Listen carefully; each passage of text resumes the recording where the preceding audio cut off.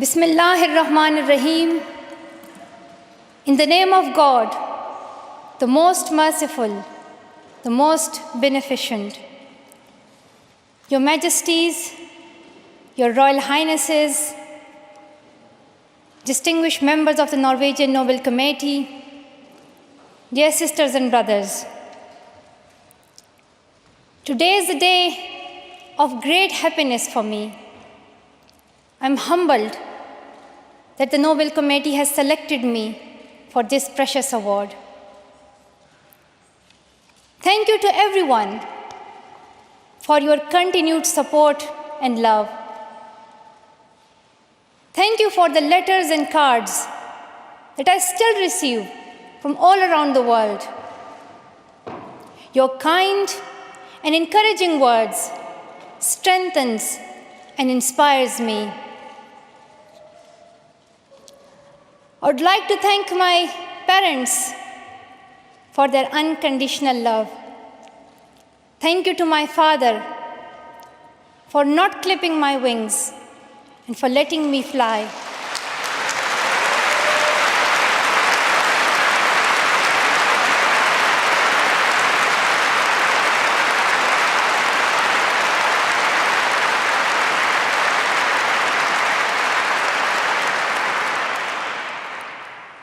Thank you to my mother for inspiring me to be patient and to always speak the truth, which we strongly believe is the true message of Islam. And also, thank you to all my wonderful teachers who inspired me to believe in myself and be brave. I'm proud. Well, in fact, I'm very proud to be the first Pashtun, the first Pakistani, and the youngest person to receive this award.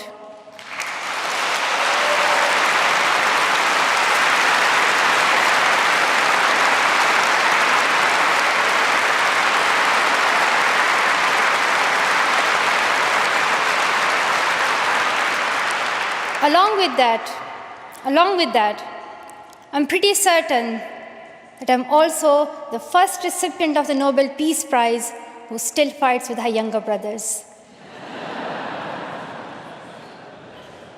I want there to be peace everywhere, but my brothers and I are still working on that.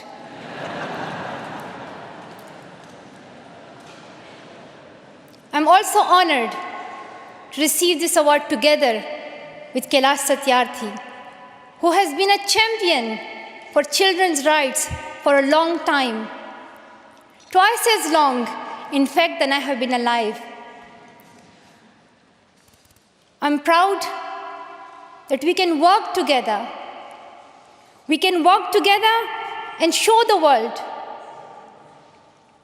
that an Indian and a Pakistani, they can work together and achieve their goals of children's rights.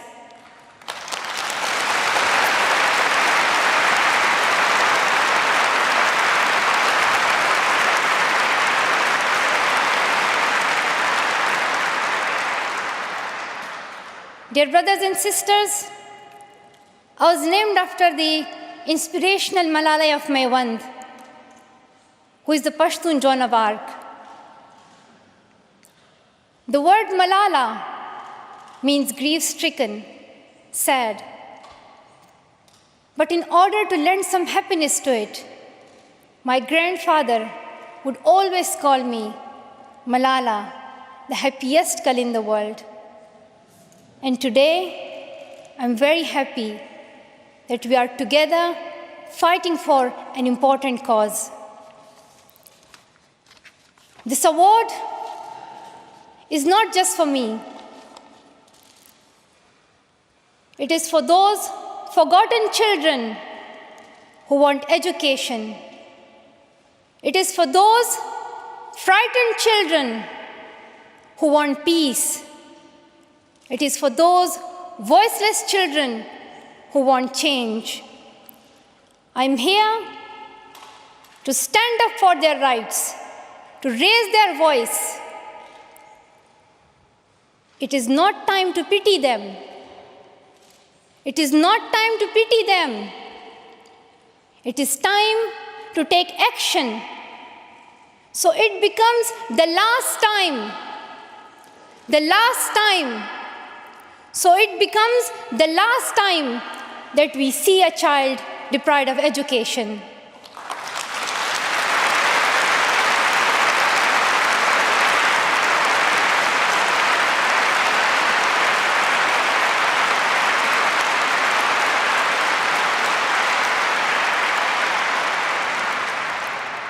I have found that people describe me in many different ways.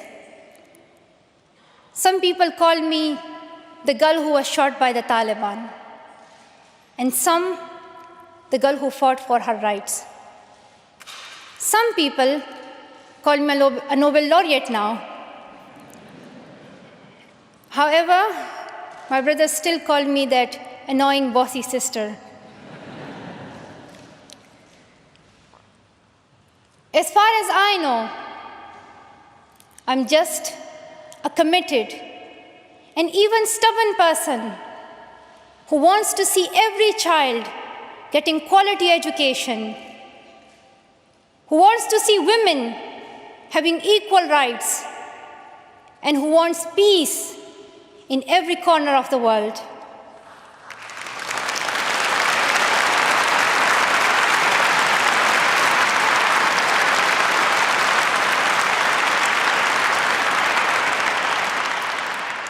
Education is one of the blessings of life and one of its necessities. That has been my experience during the 17 years of my life. In my paradise home, Swat, I always loved learning and discovering new things. I remember when my friends and I would decorate our hands with henna on special occasions. And instead of drawing flowers and patrons, we would paint our hands with mathematical formulas and equations. We had a thirst for education. We had a thirst for education because our future was right there in that classroom. We would sit and learn and read together. We loved to wear neat and tidy school uniforms. And we would sit there with big dreams in our eyes. We wanted to make our parents proud and prove that we could also excel in our studies and achieve those goals which some people think only boys can. But things did not remain the same. When I was in Swat, which was a place of tourism and beauty, suddenly changed into a place of terrorism. I was just 10, that more than 400 schools were destroyed. Women were flogged. People were killed. And our beautiful dreams turned into nightmares. Education went from being a right to being a crime. Girls were stopped from going to school. We could not just stand by and see those injustices of the terrorists, denying our rights, ruthlessly killing people, and misusing the name of Islam. We decided to raise our voice and tell them, have you not learned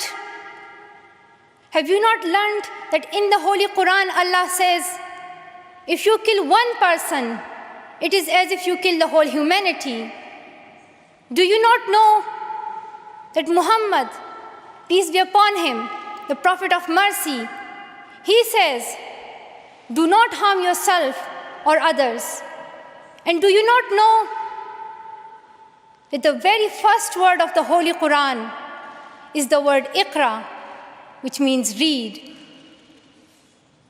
The terrorists tried to stop us and attacked me and my friends who are here today on our school bus in 2012. But neither their ideas nor their bullets could win. We survived. And since that day, our voices have grown louder and louder.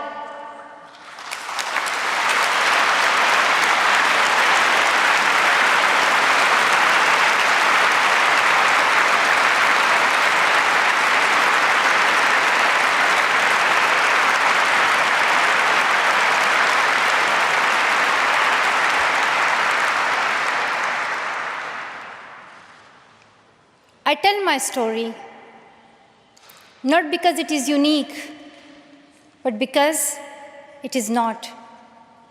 It is the story of many girls. Today, I tell their stories too.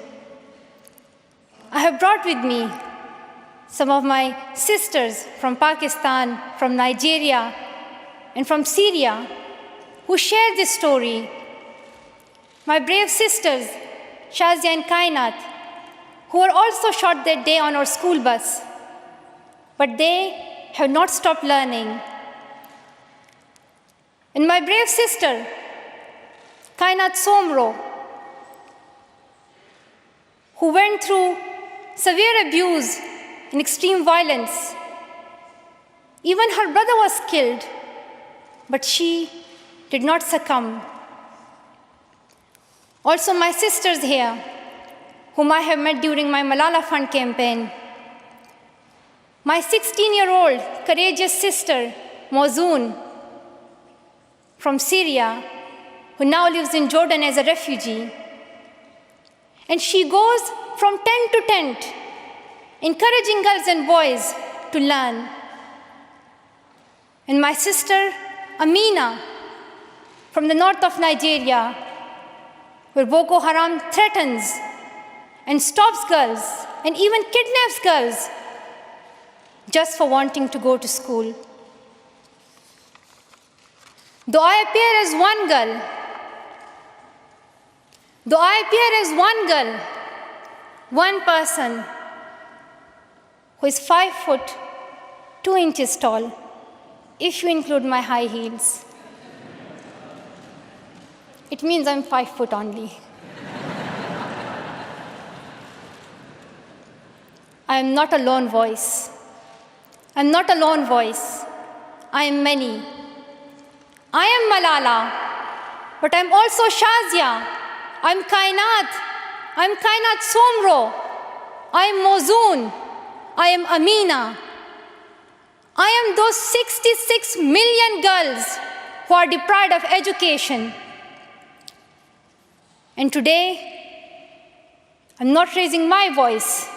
It is the voice of those 66 million girls.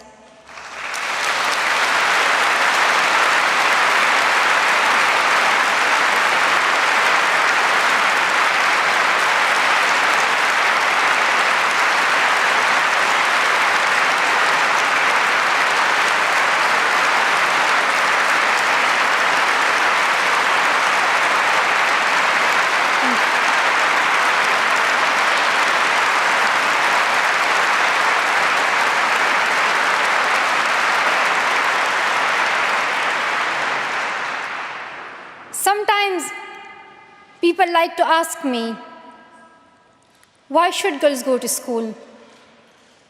Why is it important for them?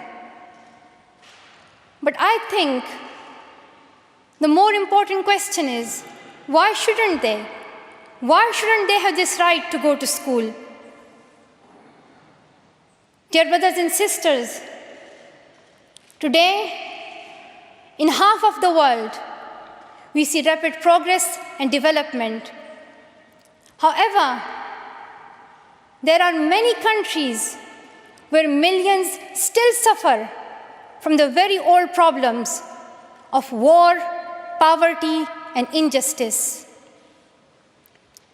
We still see conflicts in which innocent people lose their lives and children become orphans. We see many people becoming refugees in Syria, Gaza, and Iraq.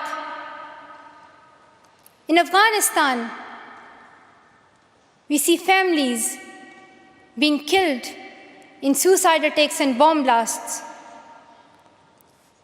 Many children in Africa do not have access to education because of poverty.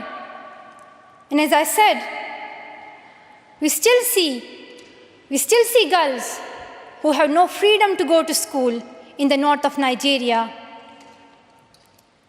Many children in countries like Pakistan and India, as Kailash Satyarthi mentioned, many children, especially in India and Pakistan, are deprived of their right to education because of social taboos, or they have been forced into child marriage or into child labor.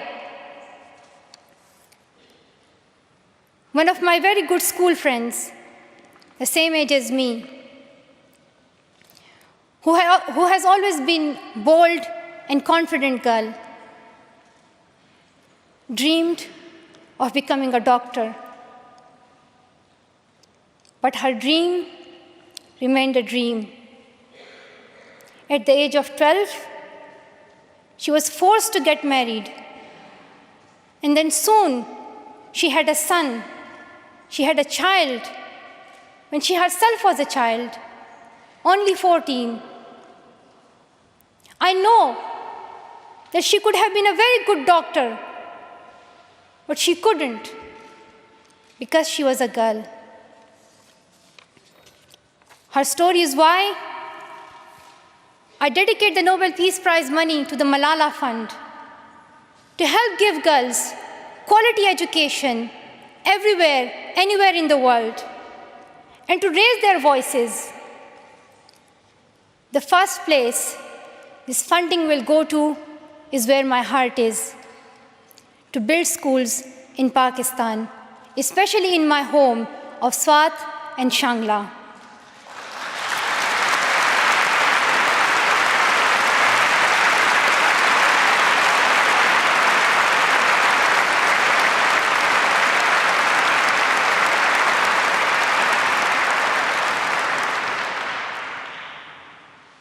In my own village, there is still no secondary school for girls. And it is my wish and my commitment, and now my challenge, to build one so that my friends and my sisters can go there to school and get quality education, and they get this opportunity to fulfill their dreams. This is where I will begin, but it is not where I will stop. I will continue this fight until I see every child in school. Dear brothers and sisters, great people who brought change, like Martin Luther King and Nelson Mandela, Mother Teresa and Aung San Suu Kyi, once stood here on this stage. I hope the steps that Kailash Satyarthi and I have taken so far and will take on this journey will also bring change, lasting change.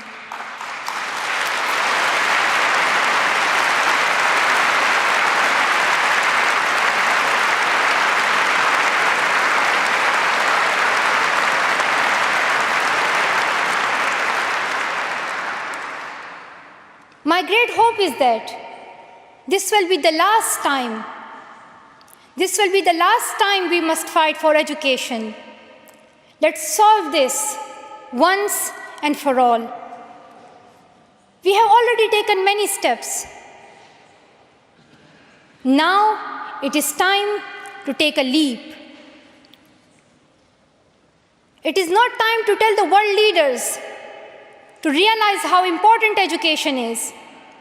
They already know it. Their own children are in good schools. Now it is time to call them to take action for the rest of the world's children. We ask the world leaders to unite and make education their top priority. 15 years ago, the world leaders decided on a set of global goals, the Millennium Development Goals. In the years that have followed, we have seen some progress. The number of children out of school has been halved, as Kailash Satyarthi said. However, the world focused only on primary education, and progress did not reach everyone. In year 2015, representatives from all around the world will meet in the United Nations to set the next set of goals, the Sustainable Development Goals. This will set the world's ambition for the next generations. The world can no longer accept that basic education is enough. Why do leaders accept that for children in developing countries, only basic literacy is sufficient when their own children do homework in algebra, mathematics, science, and physics? Leaders must seize this opportunity to guarantee a free, quality, primary and secondary education for every child.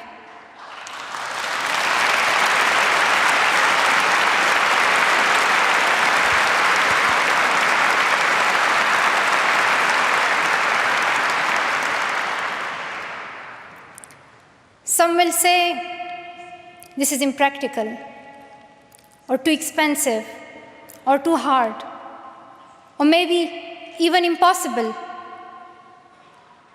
But it is time the world thinks bigger. Dear sisters and brothers,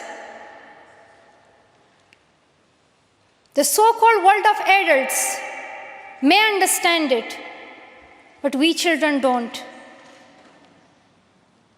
Why is it that countries which we call strong are so powerful in creating wars, but are so weak in bringing peace? Why is it?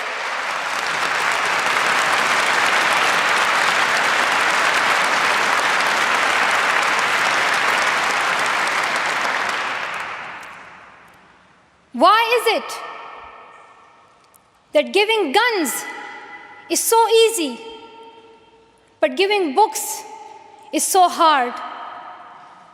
Why is it? Why is it that making tanks is so easy, but building schools is so hard? We are living in the modern age, and we believe that nothing is impossible. We have reached the moon 45 years ago, and maybe we'll soon land on Mars. Then, in this 21st century, we must be able to give every child quality education. Dear sisters and brothers, dear fellow children, we must work, not wait. Not just the politicians and the world leaders. We all need to contribute. Me, you, we. It is our duty. Let us become the first generation to decide to be the last. Let us become the first generation that decides to be the last, that sees empty classrooms, lost childhoods, and wasted potentials. Let this be the last time that a girl or a boy spends their childhood in a factory. Let this be the last time that a girl is forced into early child marriage. Let this be the last time that a child loses life in war. Let this be the last time that we see a child out of school. Let this end with us. Let's begin this ending together, today, right here, right now. Let's begin this ending now. Thank you so much.